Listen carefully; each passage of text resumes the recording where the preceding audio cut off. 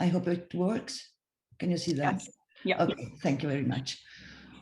Well, yes, life and death and cinema, it's a very, very peculiar field, of course, but I have chosen two directors particularly linked to these fields in their works. Well, let's start.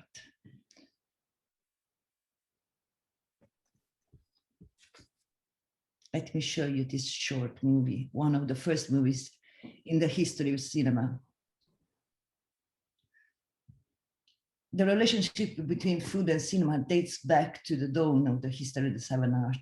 In fact, as early as 1895, the Lumiere brothers referred to it in Baby's Lunch. This is the title of this short movie, where we see Auguste Lumiere feeding his little daughter.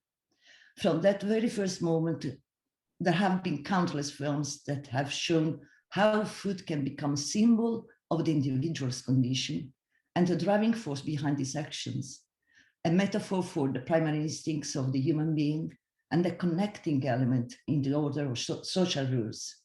For this purpose, the community value of the food itself is often added, where the rituality of preparation and consumption define the place of internal conflicts within the group and its communication dynamics at the same time. Research on the subject has always been numerous.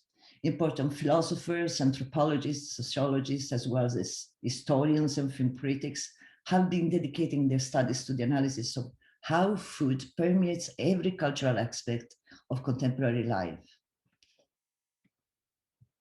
Moreover, in recent years, there has been a furthering of research from a transmedia perspective, an interest also stimulated by the growing number of television programs dedicated to culinary art, as well as the multiplication of subjective perspectives of food in social media. Everyone takes pictures of the food in the restaurant now.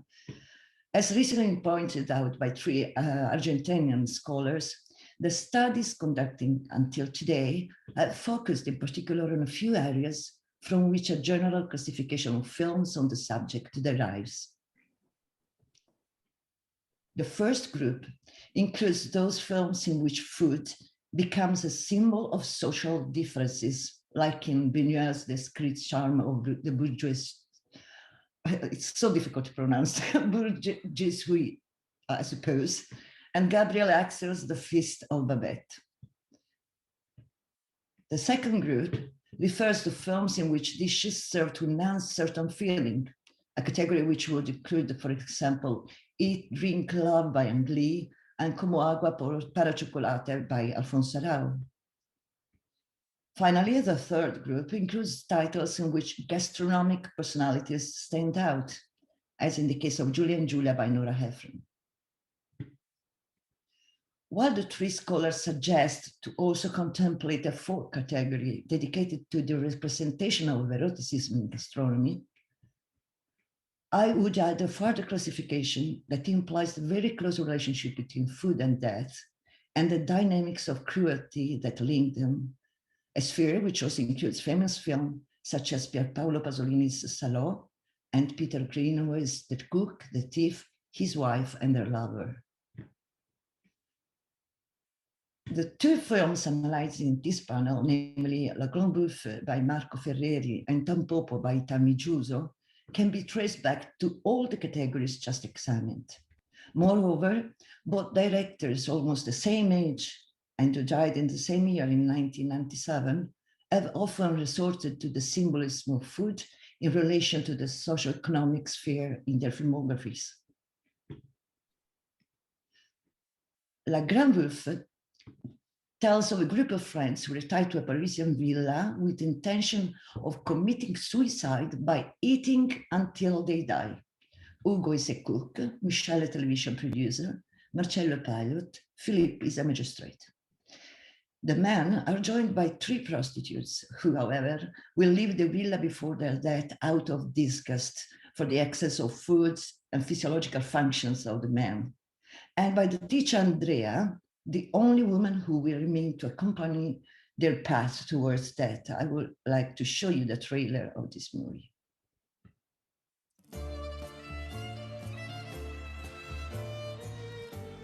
Le mirage est devenu réalité. Bonsoir, monsieur. Des mœurs un peu libres, un peu légères. Nous verrons bien.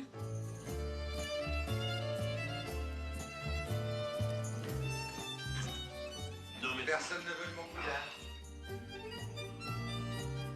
Permettez-moi de vous demander officiellement mariage. Parce qu'elle fait ça par bonté. Compris? Oui, oui, oui. Vous êtes grotesque, grotesque et dégoûtant. Contento te. Pourquoi vous mangez si vous n'avez pas faim? Ils veulent se suicider, qu'ils se suicident. On ne peut pas mourir en mangeant.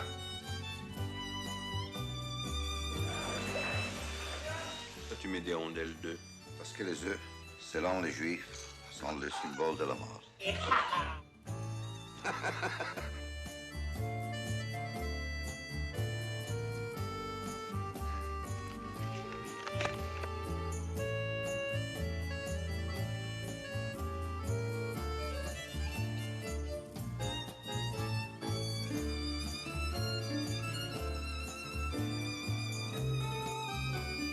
La fête commence.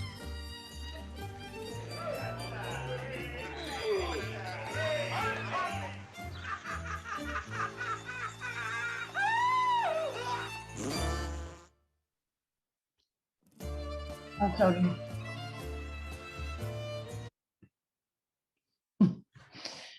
In Tanpopo, Itami Juzo, the truck driver Goro and his young co-driver stop at a small restaurant to eat ramen. The owner, Tanpopo, a widow with a dependent child, tries to keep the restaurant going as well as she can, but with little success. Goro decides to help her become the best ramen cook in the neighborhood. Various episodic portraits intersect their story, including that of a Yakuza with his mistress, who appears in several moments and who also opens the film by addressing the audience directly in the cinema. And I would like to show you this new trailer.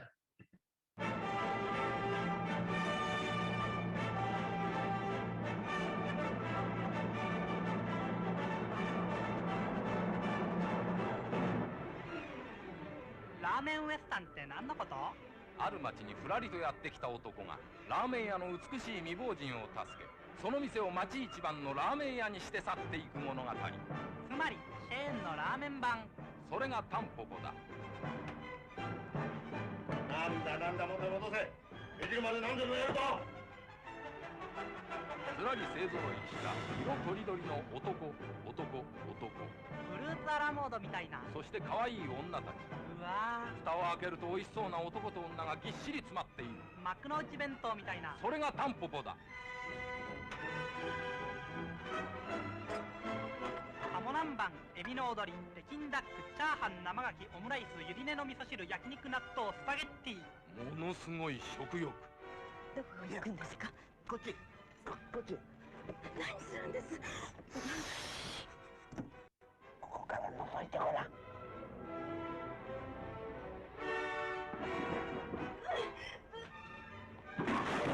ああ、てめえらの当たり前に作った当たり前のラーメンとやらを食べさせてもらおうじゃねえかい。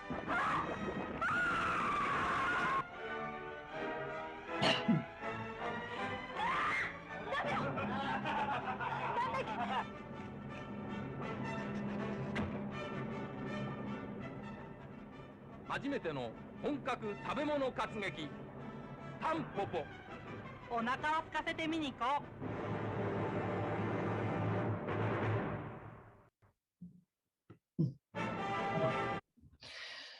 Well, the essays that refer to both films underline, first of all, how the stories represent the critique of the contemporary consumeristic societies in which the two directors themselves live.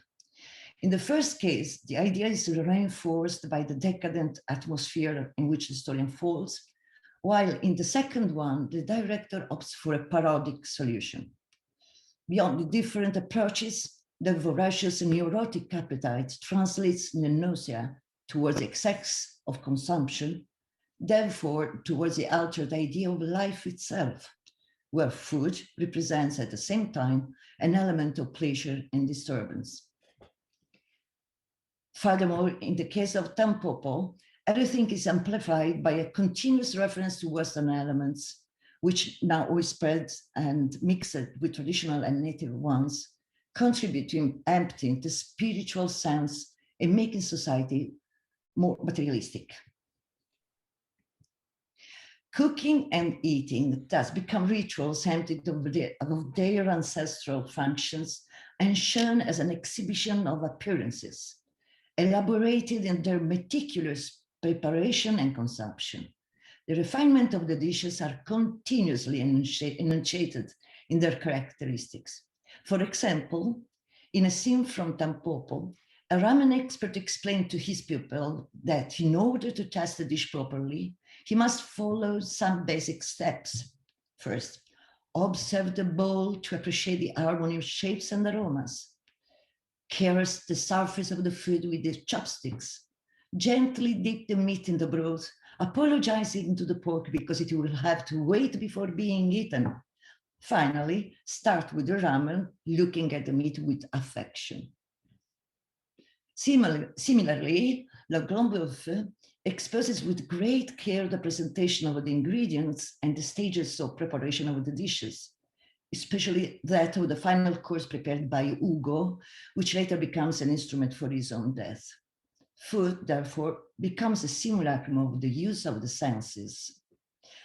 Both films also exhibit ingredients in their vulgar and nauseating aspects. In the carcasses of animals abandoned in the garden in the final scene of Ferreri's film, in the food analyzed in the garbage cans outside the restaurants in Itami's film. Between the two extremes of life and death, the human being lives with the use of food and sex in an infinite range of experiences of enjoyment or pain, considered in a continuous small and large obsessions. The body is a canvas on which these dynamics materialize, and therefore both directors exploit the body in every function through a continuous use of close-ups and extreme close-ups. Sex is one of the key elements of this human representation. In Le Grande Abbuffata, it is orgastic, enjoyed in the same way as food is consumed, breathless, disordered, obsessive, and at times vulgar and grotesque. In Tanpopo, it is more joyful and directly consumed in the relationship with food, as in the scene where the Yakuza licks his woman's body after sprinkling her with various ingredients. Some food recur in both films in their common symbolic values, in particular eggs and oysters. In Le Grande Abbuffata, the egg has a greater analogy with death, in particular when Ugo arranges some slice of the egg on his latest culinary creation, saying that for the Jews, the eggs represent the idea of earthly end.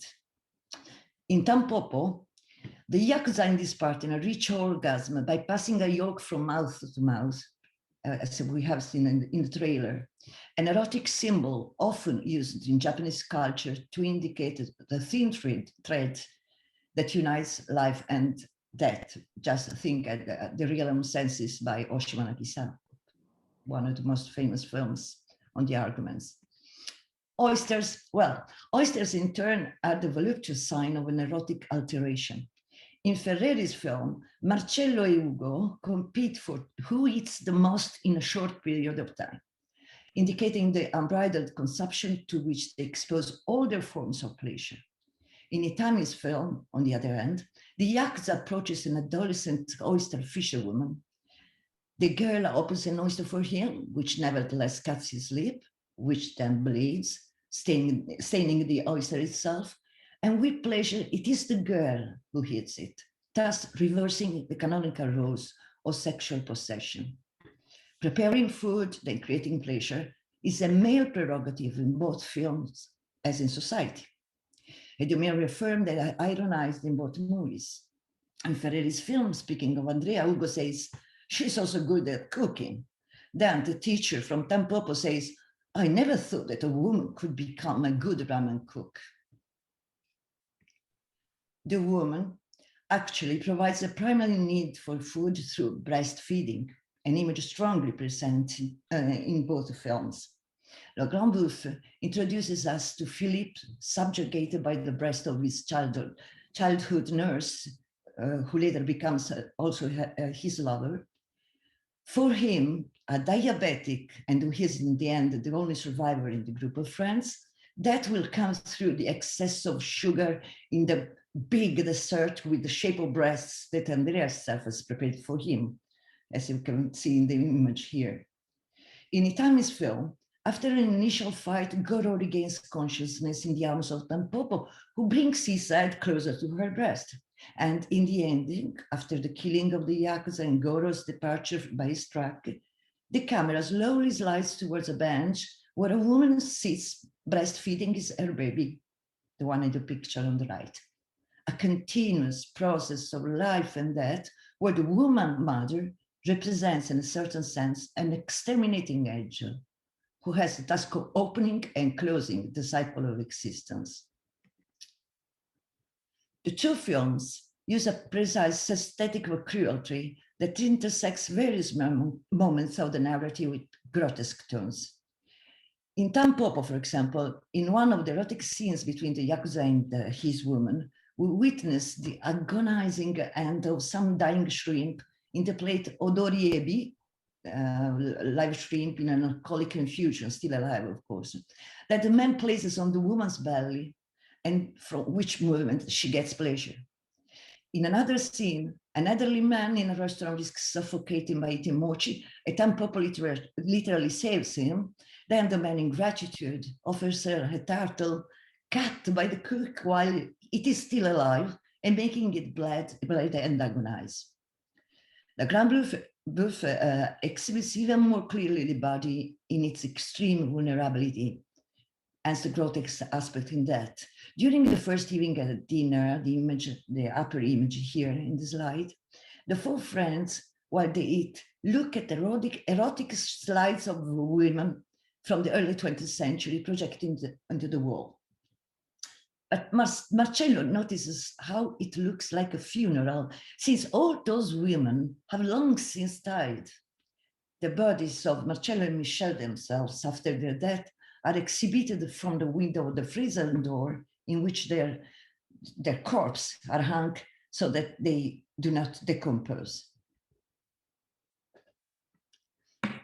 Finally, there is one sign above all that unites the two films in the exhibition of the lifeless body, a severed head of an animal.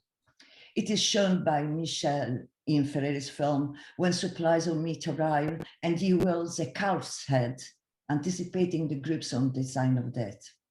In Itami's film, a pig's head is one of the ingredients displayed in the kitchen when the bums help Tanpopo improve her cooking skills, and this is a thing that causes her disgust.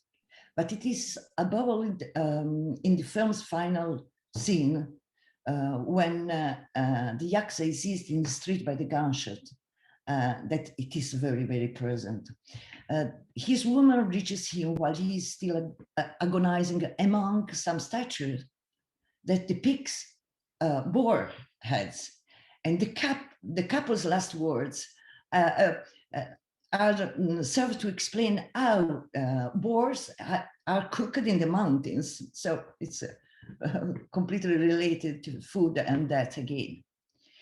Well, La Grande Bouffe and Tanpopo still represent, of course, two fundamental films in this international cinema as a complex, and still now, in many cases, they serve as an inspiration for other filmmakers, other directors, who often refer to some of their scenes in their own movies. Just think as Peter Greenaway, I already mentioned before. What is very important is that the two movies are still very, very contemporary, even now, even if made many years ago. And both the directors have used some very peculiar instruments to approach the matter, like anthropologists, giving a very symbolic and grotesque representation of contemporary society. Thank you very much. Thank you very much, Professor Novielli, for your interesting panel about cinema death and food. I think we can have a 10 minutes talk session since we have already a few questions for the panels before. So please use the chat if you want to ask something. So let's see if we have some question for... We have received a couple of questions. One of them is for Stefania Vitti. It's from Alessio. And he asked, given that communication and storytelling is important, what kind of role and position Okinawa food culture has in Japanese food context? Stefania, could you? Hi. Okay. Yes, Thank yes, you. here I am. First of all, yes, of course, it's important as everybody, as all the regional food of Japan, like any regional food, even in Italy. What I want to say, I didn't have the time to talk about this one, which is the book about popular cuisine in Japan, because also it tells about, I mean, I write also about food of Okinawa, since I wanted to answer to the question that is always made by readers, that is what people eat during every day. So since the Japanese food is very local, I try to like I imagine like a table full of different dishes coming from the north to the south, also recounting about the Okinawa style. But what I want to say is that the storytelling is important, and it depends how you use it, when you use it, and where. Because, for example, in a book like this, or in a travel article, you can also talk about very regional, a very specific food. As a general storytelling, I would like to say that if the food or the ingredients are not possible to be eaten or both in a specific market, it's better not to push up, to stress too much the storytelling about that, because we can have the side back effect. Because if people is very curious about something, but it's not possible to find it in the market, that people is like discouraged in looking for it again. This is why in the book that I write about trends and topics that are just arising in the market, so that people that read, that can be able to go out and to find the dishes that which I talk about. This is very important. This is something between a market strategy and the storytelling style, you know, and so it's not, as a theoretic way of thinking. If you think about Goya and you started to write about Goya, you can write it in a blog.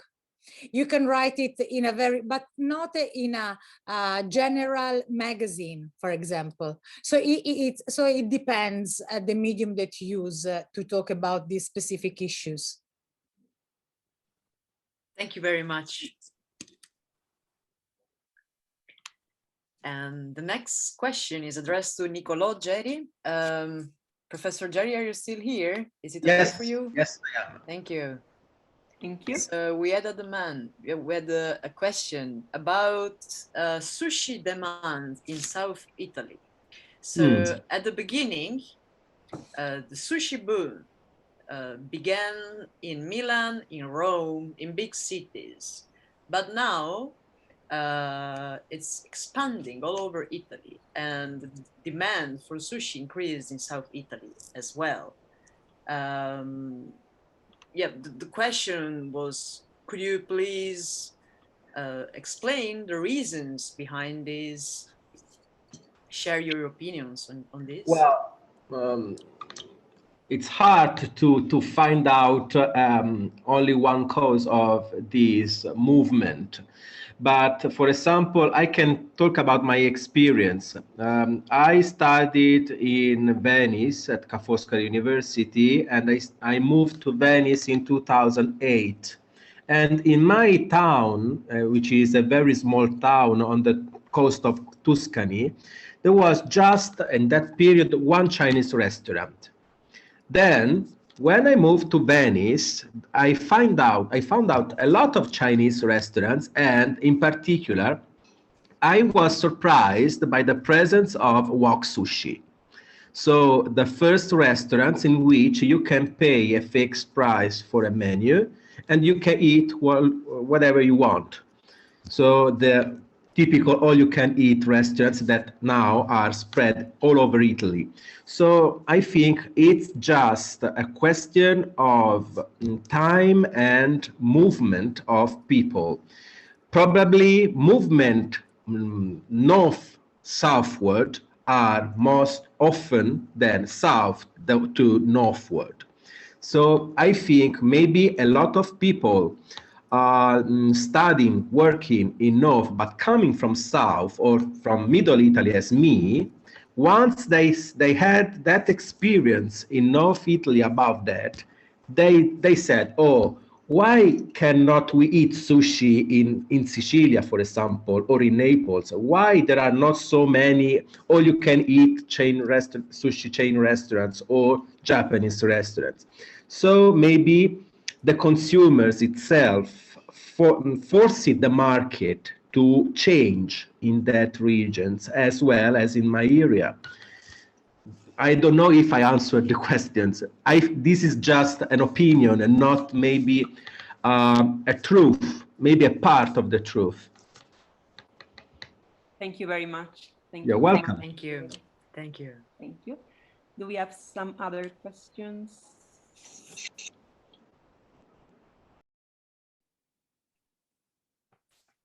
I don't think we have any other questions then. May I? Of course. May I intervene? Of course.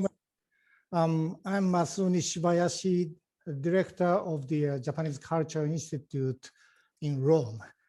And thank you very much for the great presentations organized by the Foscari.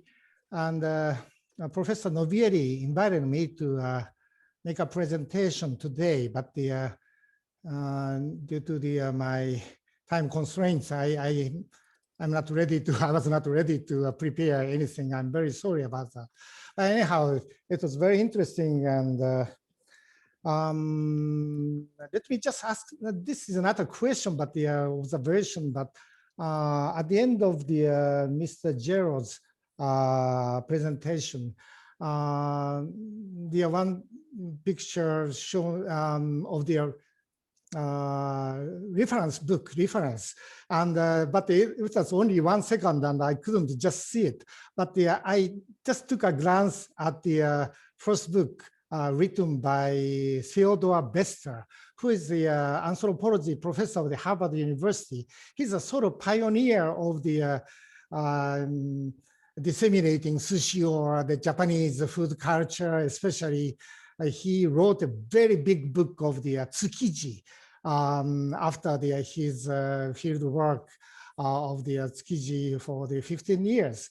And I'd like to just know, because I used to be a consul general of Japan in Boston, and he is a good friend of mine at that time. And I'd like to just know Mr. Gerald met Theodore Bester, or what is your impression of his book, of not the tsukiji book, but his book on the Japanese food culture? He's a pioneer, or maybe the protagonist of the Japanese food culture in the United States, as far as I know. Thank you very much. Well, it's just my opinion. I wrote a thesis thanks to the works of Bester and Nadel. And I don't know if it's a protagonist, but for sure a pioneer, because he analyzed very well the spread, the diffusion of sushi in North America, and the way of the diffusion of sushi in Europe is not so different from what happened in America, because the diffusion of something is linked to hybridization, so to mix. Something is living if it's mixed with the surrounding. Probably without the contamination of other ingredients or the contamination with other cultures or with other kinds of food. Maybe the sushi phenomenon could be just a sectoral a phenomenon linked to an area. And thanks to this hybridization, that could be as for pizza, for example, because now we're talking about sushi, but if you think to pizza, it's the same. If you think to pizza, you can think to pizza of cooked in Naples, Naples-style pizza, the original one. But in Japan, is arrived Domino's pizza before. And if you show Domino pizza to an Italian, he said, "What is that? Can I try it or not?" And that is, but that is a question of taste, of opinion about something. But that is a cultural item, and as well as sushi, it is linked to a tradition, and the place in which you consume it. The producer of that product suggests you a meaning of that food. The sufferance may be to do that. If we talk about, for example, wine, you can always prepare pizza, for example, because you need just flour and water and tomato sauce. It's harder to prepare wine. If 1 year you have not grapes, you cannot do wine. So maybe some products suggest also the sufferances of a producer to do that. I don't know if I answered your questions. Oh, don't worry about that. Thank you very much, Mr. Jerry. It's quite an interesting comment for me. But let me just add one thing that this is a sort of promotion of our activities of the Japanese Cultural Institute. And we hosted a sort of the movie series online Japanese film movie festival from the end of February to the early March. We showed as many as 30 films for 10 days.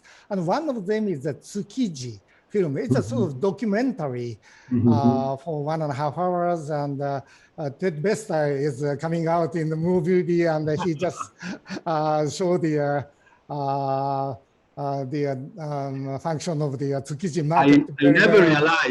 I never realized it was so famous, because I mean, when you are a student, you have to you read a bunch of books and you say, who are them? And for you, a name is similar to another one, because you have not a deep knowledge about their lives or what they wrote in their lives. You realize that with the passing of time and with maturation of your knowledge. But anyhow, so thanks to you, I realized that Bester is very famous. But anyhow, as many as 1,000 Italian people showed that Tsukiji movie, so that it's a very good chance for diffusing the Japanese sushi culture or raw fish culture. Taking that opportunity, it's a very golden chance for us to introduce the Japanese culture. It is also because, as I said, sushi is not just a food. Sushi is a sector. It's linked to many fields, from the job market to the fish market. And the fact that from a regional product, a regional market, it became a global market. It changed a lot of lifestyles, but also it changed also environment, because I think Tsukiji talks about only Japanese people ate sushi. So, and sushi was linked to seasonality. So in one season, you can eat just that kind of fish. So in summer, there is another one. In winter, another one. And if you go to Kyushu, you eat some kind of fish for sushi. If you go to Hokkaido, you eat another kind of fish for sushi. Exactly.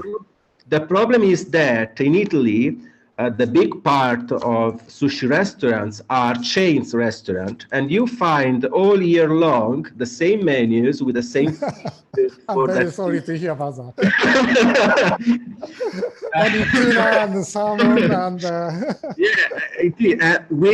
kinds of very limited. But it's not just a question about taste, but it's also a question about the environment. Yeah. The problem of the decreasing number of tuna, for example. In the past, just Japanese people asked for red tuna for sushi. Now everyone wants red tuna for sushi. Right. So also the price is rising up, and that's the problem. In Italy, for example, the Mediterranean Sea is becoming a desert because tuna requires a lot of fish to be fed up, and that kind of food used as feed for that kind of fish used as feed for tuna is important for the whole environment system in the sea, and that's the problem. One of the big problem linked to that sector. Yeah, thank you very much, and Mr. Niccolo Jerry, please come to Rome and let's go to the sushi bars together and let's discuss furthermore. Maybe I went to Rome in the culture. It's near to Villa Borghese. Is it correct? I went there once with a group of Japanese people coming from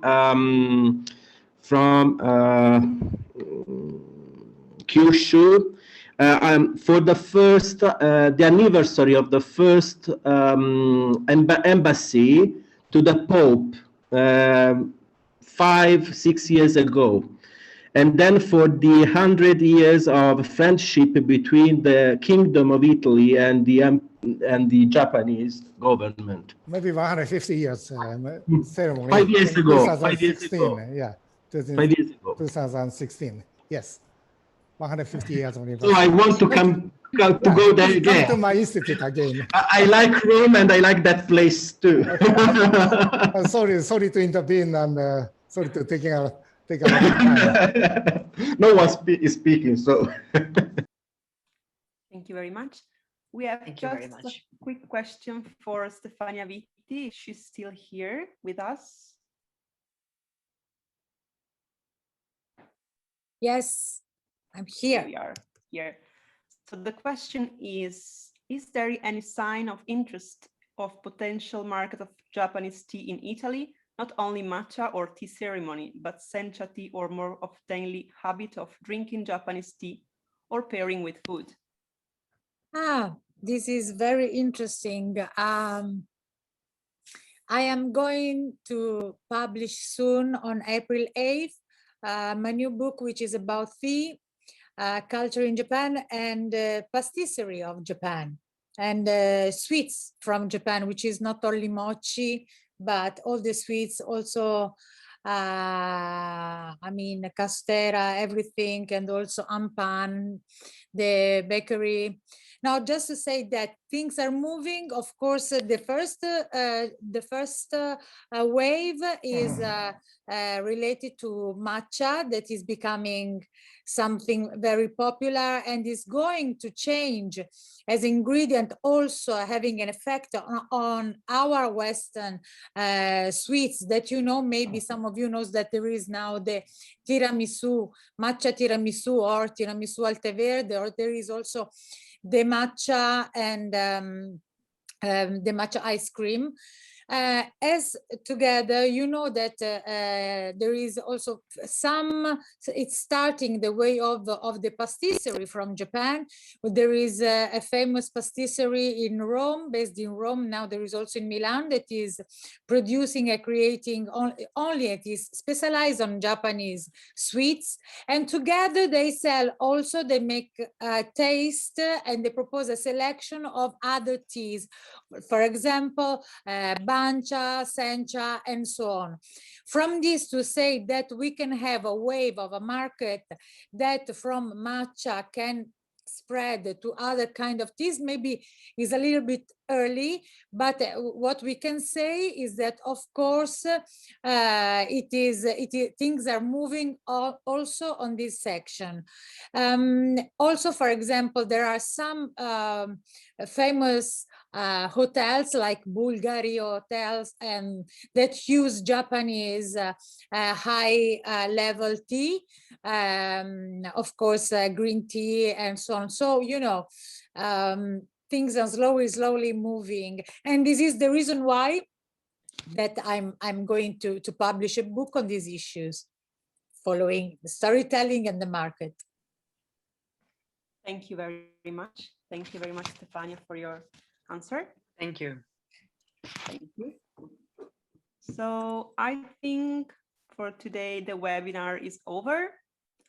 We would like to thank everyone for your participation today. It has been an impressive first day of Venice, Japan International Food Symposium. We would like to invite you to join us again tomorrow morning at 10 a.m., 6 p.m. for Tokyo time zone. So the first panel tomorrow will be the one held by Giorgio Starace, the ambassador of Italy to Japan. That will talk about challenges and opportunities for the Italian agri-food sector in Japan. So we hope to see you all tomorrow morning, and thank you again for your participation. Thank you. Thank you. Thank you very much. Thank you.